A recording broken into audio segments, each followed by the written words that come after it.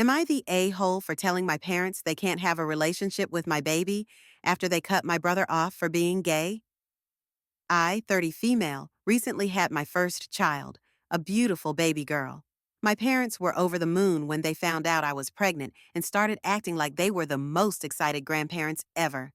Here's the problem. My older brother Jake, 33 male, is gay. When he came out 10 years ago, my parents disowned him. They kicked him out of the house, cut off all financial and emotional support, and told everyone he was dead to them. He had to rebuild his life from nothing, and I was the only one in the family who stayed in touch with him. For the past decade, my parents have refused to acknowledge him. But now that I have a baby, they suddenly want to be a part of my family. They call constantly, send gifts, and talk about how they want to make memories with their granddaughter. I finally snapped and told them that if they could abandon their own son for being gay, then they don't deserve to be in my daughter's life either. I said I would not let her grow up around people who could be so hateful. Now, my parents are playing the victim, saying they've changed and that I'm being cruel by keeping them away. My extended family is divided. Some agree with me, but others say I should let the past go for the sake of my child having grandparents. I don't want my daughter to be around people who are capable of such cold-hearted behavior. But now, with all the pressure, I'm wondering, am I the a-hole? Am I the a-hole for cutting off my sister after she confessed she wants to sleep with me? This is going to sound insane, and honestly, I feel like I'm losing my mind. I, 27 million, have a younger sister, Claire, 25F, and we've always been close, not in a weird way, just normal sibling stuff. We grew up in a strict household with really religious parents, so we relied on each other a lot. A few weeks ago, Claire and I were having drinks at my apartment, just catching up. She had a little too much wine, and out of nowhere, she drops this bombshell on me. She says, "I've always had feelings for you." At first, I thought she meant as a brother, but then she kept going. She told me she's never been attracted to other guys the way she is to me, that she's felt this way for years, and that if we weren't related, she'd want to date me. I was frozen. I laughed awkwardly and told her she was drunk and saying weird things, but she just kept staring at me. She said, "You feel it too, don't you?" I immediately shut it down and told her this was insanely inappropriate, but she got defensive. She started crying, saying she didn't expect me to understand but that she couldn't keep it inside anymore. I told her I think she needs serious therapy and that I wanted no part of this. She begged me not to tell anyone, saying she'd be ruined if our family found out. I said fine, but after that night I started distancing myself from her. Now Claire has been blowing up my phone, saying I'm being cruel and acting like she's a monster. She swears she would never act on it, and that it was just something she needed to get off her chest. Our parents even called me asking why I've been avoiding her, and I don't even know what to say. I feel sick even typing this. I don't want to ruin my sister's life, but I also can't unhear what she said. Am I overreacting? Should I just pretend this never happened? AITA for cutting my sister off after she confessed feelings for me? Am I the a-hole for despising my mentally handicapped sister? The title makes me sound horrible, but hear me out. My sister is severely autistic. She requires attention almost 24/7 and cannot be left alone. She is nonverbal and cannot take care of herself at all. Despite the fact that she is only 12, she is extremely destructive and violent and destroys anything she gets her hands on. I hate her. That should be wrong to say, but it doesn't feel like it. I was only 6 years old when she was born, and since then, I've never solely had my parents' attention. Even since I can remember, the world has revolved around her. I was moved out of my room into the basement at 7 because she needed to be in the room next to my parents. All of my toys as a child were destroyed by her, and my parents simply ignored me when I complained.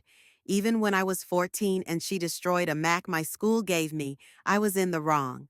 Along with this, I am expected to take care of her and drop everything I do for her. I can never make plans with friend because my parents expect me to be there if they need me to take care of her. Even when I do somehow get time to myself, I am required to leave if they need me. If I do not, then I am punished. The recent example of this is when I went to see the new Spider-Man movie and was grounded because I turned my phone off in the theater. It seems as if I am nothing more than a slave to them, and anything involving her simply overshadows me. This last week, I was chosen to give a speech at a school event. I was so excited, and my parents promised to be there, but they never showed and claimed it was because of my sister.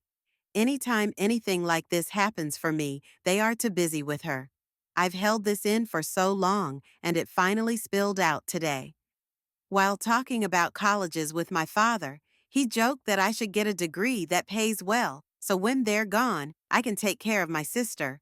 I don't know why, but this caused me to break down. I cried and screamed about how it always about her. I'm nothing more than a caretaker to them, that they always make it about her, and that I'm expected to be her slave for the rest of my life. I've locked myself in my room since then, and my parents have not come to check on me. Am I the asshole here?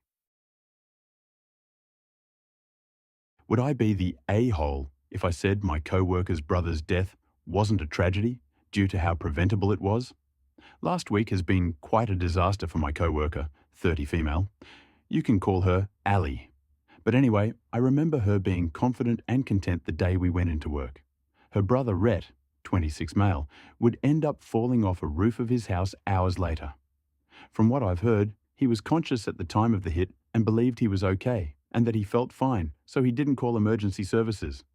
Turns out he was really messed up internally and died, and when I found out Ali's brother died, I was in shock and saddened by her loss. I couldn't imagine losing a sibling.